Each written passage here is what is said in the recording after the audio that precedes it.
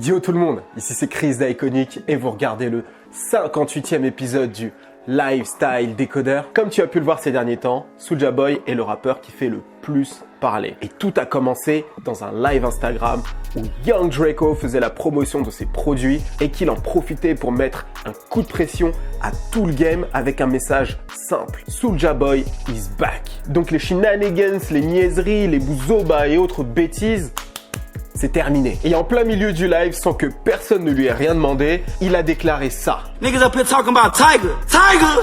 Tiger? Huh? Tiger had the biggest... Man, get the fuck out of here. I had the biggest comeback. Et depuis, c'est la folie. Les réseaux sociaux s'emballent et Soulja Boy devient le rappeur en trending topic. Et il en remet quelques jours plus tard au Breakfast Club avec ça. Drake? Drake? Et donc tout ça a relancé le débat autour de l'influence de Soulja Boy, quel impact il a apporté dans le game. Soulja Boy est le père de cette nouvelle génération et je pense que c'est l'occasion de t'expliquer dans ce LSD pourquoi, en y apportant mes nuances bien sûr, parce que Soulja Boy c'est un petit peu un forceur quand même. Sans plus attendre, on y va. Coming back with a vengeance, nigga, I'm back. Y'all thought y'all were gonna never see my face again, nigga.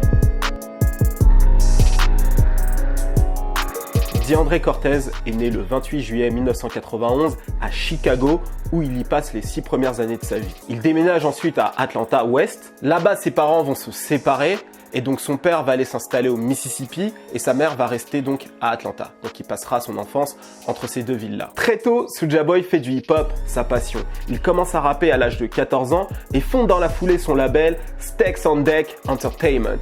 Aujourd'hui, c'est SOD Money Gang. La même année, il fait la rencontre de son acolyte A-Rab avec qui il fonde le duo 3030 Boys. Enfant du Sud par excellence, il a été influencé par toute la scène mainstream de cette époque. Lil Jon et les East Side Boys, Ying Yang Twins, D4L, DJ UNK. Bref, le rap d'Atlanta fun qui nous fait danser. Si t'as été adolescent dans ces alentours-là, tu sais exactement de quoi je veux parler. D'après ses dires, le nom Soulja Boy lui viendrait de sa mère. Apparemment, lorsqu'elle l'entendait rapper, elle disait Soulja Boy. Mais je pense que c'est un mensonge parce que lorsque tu creuses un petit peu, Soulja Boy était le nom d'un rappeur des années 90. Mais aujourd'hui, il a changé en fait en Soulja Boy Tell 'em, qui est un petit peu différent et c'est pour ça, à mon avis, qu'il n'a pas eu de problème. Bref, ça c'est un détail. Voyant l'ambition de son fils, son père décide de l'aider un petit peu et lui offre un ordinateur qui va faire donc office de studio. Avec ça, Soulja Boy va se procurer un micro bas de gamme qu'il achète chez Walmart à $20, la démo de FL Studio. Alors, FL Studio, pour ceux qui ne savent pas, c'est le logiciel pour faire des instrus. Et avec ça, il était prêt pour commencer. Alors oui, je te l'accorde, c'est pas un truc de ouf, mais pour Soulja Boy, c'est déjà suffisant pour se lancer dans la musique. À cette époque-là, on est en 2004-2005. C'est vraiment une époque où le marché de la musique subit une grosse mutation, notamment à cause du téléchargement illégal. Il y a plusieurs grosses plateformes d'ailleurs qui se développent dans ce domaine-là, dont LimeWire, Kazaa ou encore Napster. Et dans le même temps, il y a plusieurs entreprises qui voient cette mutation comme une opportunité et décident donc de créer en fait des logiciels, des sites internet pour justement aider les artistes à pouvoir se développer directement sur le web. Dans ce cas-là, tu as par exemple iTunes qui s'est lancé en 2003. Pour les artistes, c'est un fabuleux moyen de se faire connaître. Tu n'es plus obligé de passer par ton quartier, devenir une espèce de vedette locale avant de percer internationalement. Non, maintenant tu peux directement commencer sur Internet et toucher le monde entier. Et c'est ce que Soulja Boy a fait. En plus d'ouvrir différents blogs comme les jeunes de l'époque, Soulja Boy s'inscrit sur SoundClick. Alors SoundClick, c'est un site internet, un petit peu réseau social où les artistes peuvent uploader leur musique et la vendre directement aux consommateurs en fait. Et donc Soulja Boy upload tous ses premiers sons sur le site et il les vend à 99 cents le morceau. Et ce qui était vraiment intéressant sur SoundClick, c'est qu'il y avait un système de charts. Donc plus le morceau était acheté, plus tu remontais dans les charts. Et en fait, Soulja Boy, ça l'a beaucoup aidé. Parce que quand il a commencé, il n'était pas dans les charts. Et progressivement, il a atteint la 27e place, puis la 17e place, puis la 10e place. Et un jour, il a même atteint la première place. Il cumulait 20 000 téléchargements par jour. La plateforme prenait 50%, donc il se faisait à peu près $10 000 à peine 15 ans, ce qui est carrément ouf. Mais un peu plus tard, SoundClick perd en popularité au profit d'une autre plateforme qui intègre le côté réseau social un peu plus. Son nom est MySpace. Là-bas, le rappeur va faire exploser son compteur d'écoute en cumulant des millions de plays sur certains de ses morceaux. Soulja Boy avait compris avant beaucoup d'artistes qu'il n'était plus nécessaire de faire des open mic, d'envoyer sa démo à des maisons de disques. Tu pouvais mettre toute ton énergie dans ce qu'on appelle Internet et les réseaux sociaux et c'était largement suffisant pour réussir. Soulja Boy était un personnage personnage fictif, contrairement à tous les rappeurs de l'époque qui voulaient absolument être vrais. Alors ça c'est mon avis, je pense qu'il l'a fait peut-être un petit peu inconsciemment, mais quand tu regardes Soulja Boy, c'est un personnage qui est très cartoonesque. Il portait des t-shirts 5XL colorés,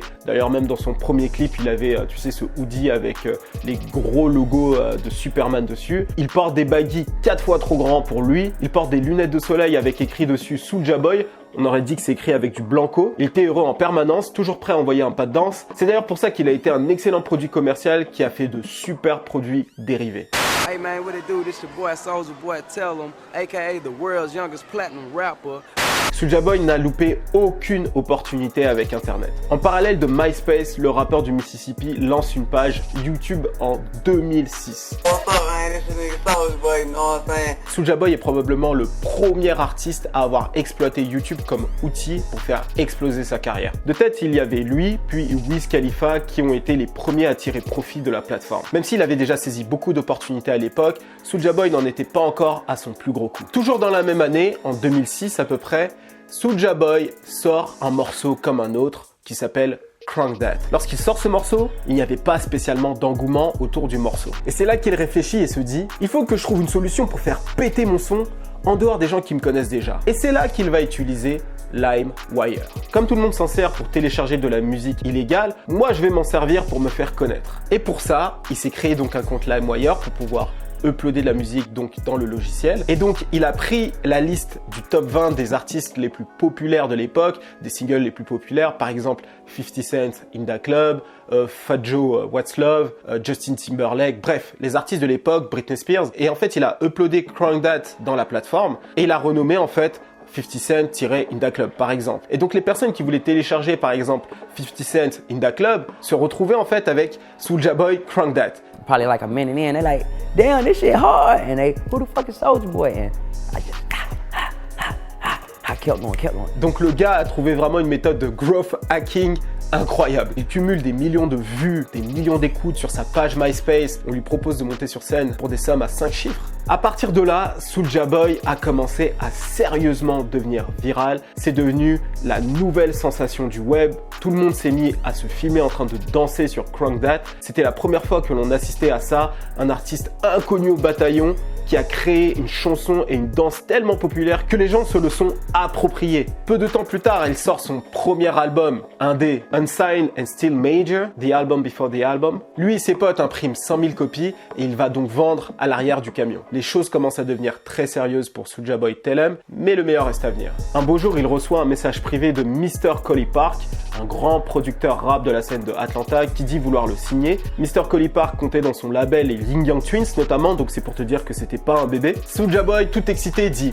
« Ok, si tu me veux, viens dans mon quartier. » Et c'est exactement ce que Mr. Collie Park a fait le lendemain. Ils sont allés le chercher chez lui, dans sa maison du Mississippi, et là-bas, il a signé son premier contrat qui va le faire sortir du quartier et surtout qui va lancer sa carrière. Avec Mr. Collie Park à ses arrières, toutes les radios d'Atlanta bien sûr étaient ok pour diffuser Crunk That. Mais la version actuelle était une version vraiment on va dire bas de gamme. Donc il a réenregistré le morceau et donc c'est la nouvelle version que l'on connaît aujourd'hui qui est diffusée. Et donc le morceau cartonne de plus en plus. Et 2 semaines après avoir signé chez Mr. Collie Park, tu as Interscope Records qui décide de le contacter pour le signer pour une somme encore plus astronomique, $1 million. Et pour le reste, c'est l'histoire. Tu as les dizaines de millions de copies qui ont été vendues donc de Crunk That. D'après les dires de Soulja Boy, le morceau a plus vendu que Thriller. Ça, j'y crois pas trop, mais bon. Il a vendu plus de 10 millions de sonneries à l'époque. Il faut savoir qu'il y avait un gros marché à cette époque-là. Il y a le ringtone rap qui avait cartonné. D'ailleurs, je vous ferai peut-être une vidéo sur ce thème-là. Donc, c'est l'artiste qui a vendu le plus de sonneries à cette époque-là. Il a donc sorti son premier album, SouljaBoyTell'em.com. Et ensuite, il a sorti I, Soulja Boy Tell 'em. I, référence à Apple. Et le 3e album, The Andre Way. Maintenant, il est temps de regarder où est-ce que Soulja Boy a vraiment eu un impact dans le rap game actuel. Le premier rappeur internet. Comme je te l'expliquais plus tôt, c'est le premier rappeur qui a réellement su se servir d'internet pour créer un buzz autour de lui, pour ensuite exploser sur la scène mainstream. Tout le monde savait que internet allait changer le game à tout jamais, mais personne n'avait encore expérimenté la chose à 100%. Tous les styles de rappeurs se sont inspirés de Soulja Boy à partir de là. Que tu sois un lyriciste, que tu sois un gangster rapper, que tu sois un trapper, bref, quel que soit ton style, tu t'es inspiré de Soulja Boy. D'ailleurs, pas que les rappeurs, les artistes en général. Je me rappelle d'ailleurs que Talib Kweli disait qu'il s'était inspiré de Soulja Boy pour relancer sa carrière sur internet. I learned from Soulja Boy. Pour ceux qui ne savent pas, Talib Kweli, c'est l'un des mentors de Kanye West. Jay Electronica, un autre rappeur lyriciste qui n'a strictement rien à voir avec Soulja Boy, a aussi affirmé avoir suivi les pas de Big Soulja en se faisant connaître d'abord sur internet. Il y a aussi 50 Cent qui s'est inspiré du site internet du rappeur d'Atlanta avec son site thisis50cent.com. Aujourd'hui, c'est devenu une normalité, la base de vouloir percer sur internet avant de faire quoi que ce soit dans la vie réelle. Tous les rappeurs de la nouvelle génération aujourd'hui vloguent, se créent un personnage pour le web ou encore diffusent de la musique gratuitement. Tous les rappeurs que tu vois actuellement reprennent ce modèle-là. Je pense que tu n'as pas besoin de moi pour le voir, mais c'est juste pour te rappeler que Soulja Boy a été le premier à avoir poussé ça. Mais si tu veux mon avis, l'utilisation d'internet pour percer dans la musique, c'est pas quelque chose que Soulja Boy a inventé. C'est-à-dire qu'il y a eu un outil qui s'est présenté, qui allait changer l'industrie, et on va dire que Soulja Boy, ça a été le premier à avoir vraiment expérimenté la chose et à avoir vraiment montré la voie. Mais il n'a pas inventé la chose. Si ce n'était pas Soulja Boy, ça aurait probablement été un autre artiste. C'est juste que ça a été le premier artiste à l'avoir vraiment fait. Alors si tu veux un avis vraiment précis de ma part, vraiment style Chris, c'est pas un innovateur Soulja Boy, c'est plutôt quelqu'un qui sait saisir les opportunités avant tout le monde, que ce soit dans la musique et aussi avec le reste. Mais ça, je vais revenir un peu plus tard. Alors, autant pour l'utilisation d'internet et la façon dont il a réussi à percer, comme je te l'ai dit, ça aurait pu être un autre artiste. Mais pour ce qui est de l'influence dans la musique, là, par contre, il y a beaucoup d'artistes qui se sont inspirés directement de Soulja Boy. On va commencer avec quelques éléments. Le fait de rapper off-beat, par exemple. You offbeat, bitch. This how it's supposed to sound. This the new shit. I'm doing it on purpose. Soulja Boy a aussi inspiré toute une imagerie de super flexeurs, donc de gros frimeurs, hein, c'est comme ça que je les appelle, les super flexeurs. Il y a aussi tous les clips réalisés un petit peu à la va-vite. Bon, ça n'a pas été le seul pour ça, mais il a quand même popularisé la chose. Les embrouilles sur internet en dehors de la musique, je pense notamment à Ice-T, à Bow Wow, ou encore plus récemment avec les Migos, ou encore Lil Yachty ou Chris Brown. Donc c'est plus drôle de regarder Soulja Boy sortir une vidéo où il menace Bow Wow ou encore Quavo, plutôt que d'écouter son clash. Et là, ose me dire que j'ai tort. C'est aussi l'un des premiers grands trolls de l'industrie. Et c'est aussi pour ça qu'il a dit à juste titre 6ix9ine is my fucking son. Il a raison. Soulja Boy, à un moment donné, était en embrouille avec beaucoup de monde. Quality Control avec Migos et Lil Yachty, qui étaient quand même, à cette époque-là, déjà les plus gros artistes de l'industrie. Tu as aussi Chris Brown, avec qui il devait se battre dans un match de boxe. So when we get in the ring, nigga, treat me like I'm Rihanna, nigga. Parce qu'avant Caris et Booba, il y avait Chris Brown et Soulja Boy. Et sans oublier l'embrouille qu'il a eu avec Floyd Mayweather. Donc ça fait quand même beaucoup. D'ailleurs, pour revenir dans l'industrie, c'est exactement comme ça qu'il s'y est pris. Tiger! Drake!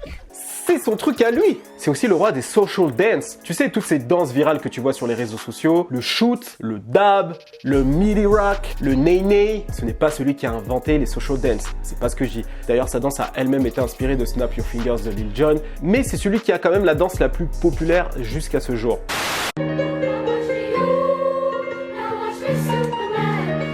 Le bordel est presque aussi connu que la Macarena. Étant le père du rap moderne, beaucoup l'ont tenu responsable de la mort du hip-hop pour avoir privilégié le fun aux lyrics. Je pense notamment à Ice-T ou à Snoop Dogg.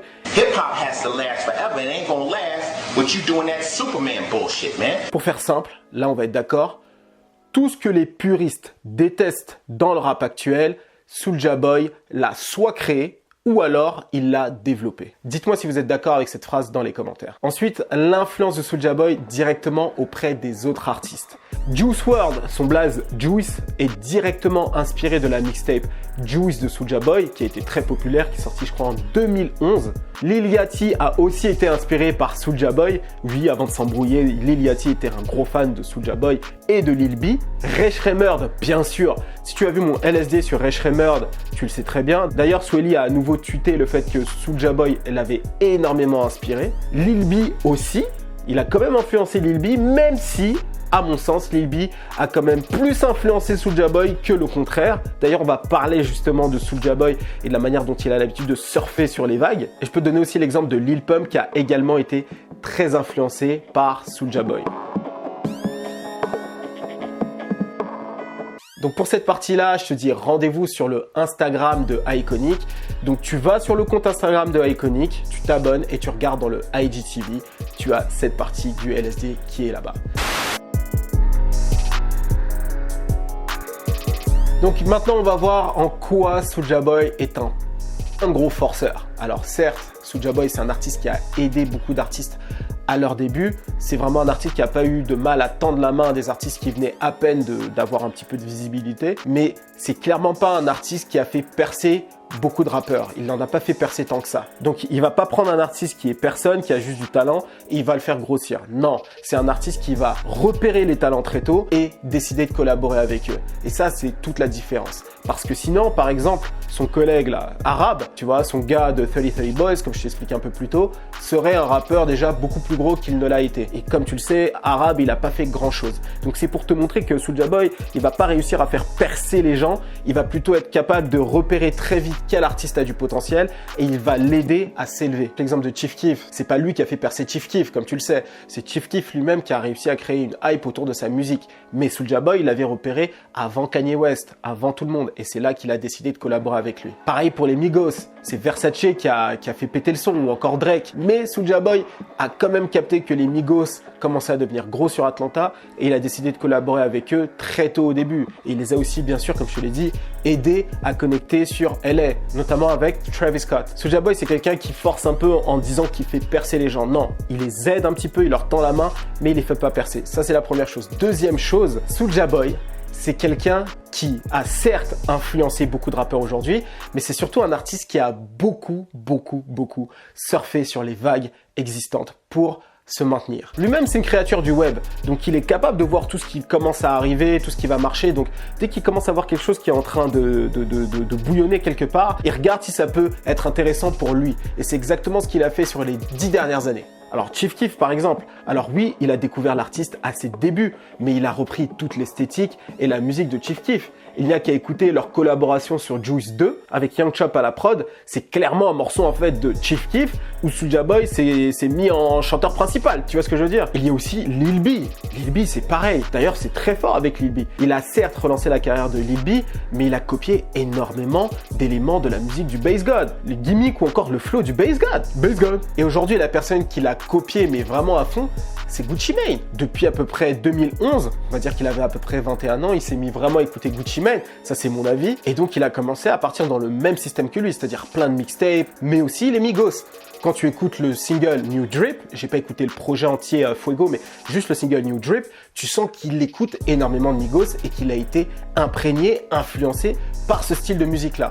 Donc c'est un artiste en fait pour se maintenir qui surfe comme ça sur les waves, tu vois, sur les vagues, et qu'au final qui réussit à peu près à se maintenir. Enfin, se maintenir, ces dernières années c'était pas trop le cas, mais il a réussi à le faire pendant longtemps, et aujourd'hui il revient un petit peu avec ça. Et en fait tu te rends compte que Soulja Boy, lorsqu'il est vraiment fan d'un artiste, il incorpore son style à sa musique. Donc oui, Soulja Boy, c'est le père de cette nouvelle génération parce qu'il a apporté beaucoup de choses, il a montré le chemin, etc. Mais de l'autre côté, c'est quand même un artiste qui a quand même pompé, sucer l'énergie de tous les nouveaux artistes. Mais pour ce qui est de son retour en général, j'en suis vraiment content parce que Soulja Boy, c'est vraiment un rappeur que j'aimais bien en soi. Alors, en soi, c'est pas un rappeur qui est extrêmement talentueux à mon sens, mais c'est un artiste qui sait te divertir. Donc pour ça, je suis vraiment content. D'ailleurs, les interviews que j'ai regardées de lui récemment, ça a vraiment été les interviews les plus divertissantes, au moins depuis 6ix9ine, au moins. Par contre, ce que j'ai pas trop kiffé, c'est que sa façon de troller était beaucoup trop calculée. C'est-à-dire que lorsqu'il a vu qu'avec Tyga, ça avait marché sur les réseaux sociaux, un petit peu par hasard, il a commencé à s'attaquer au haut du panier, Drake et Kanye West, qui est plutôt aujourd'hui une cible facile.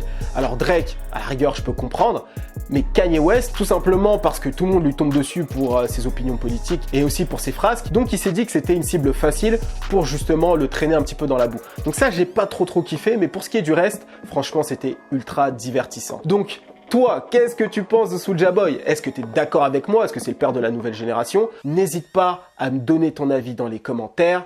J'attends que ça. Merci d'avoir regardé la vidéo. Like, commente et partage un maximum. Pour rappel, je serai à Sciences Po Lille le 5 février prochain, donc à 18h30. Donc je vais parler de comment le hip-hop a transformé un peu l'industrie de la mode. Donc ça va être une conférence ouverte à tout le monde, c'est gratuit. Vous n'avez pas besoin de vous inscrire, vous venez juste à Sciences Po Lille. Vous dites que vous êtes venu voir Chris et puis ce sera bon. Pour ceux qui ne peuvent pas y être, je vais tout filmer et je vais diffuser donc cette conférence directement sur ma chaîne qui sera plus business. Parce que bon, on va dire ici ça va faire un petit peu trop sérieux à mon avis. Donc n'oublie pas de t'abonner à ma chaîne business qui est dans les commentaires. Donc si tu veux voir plus de contenu business de ma part, il n'y a pas eu encore de contenu mais ça va être le premier contenu donc comme je te l'ai dit. Alors on se dit à vendredi prochain, c'était Chris d'Iconic pour vous servir.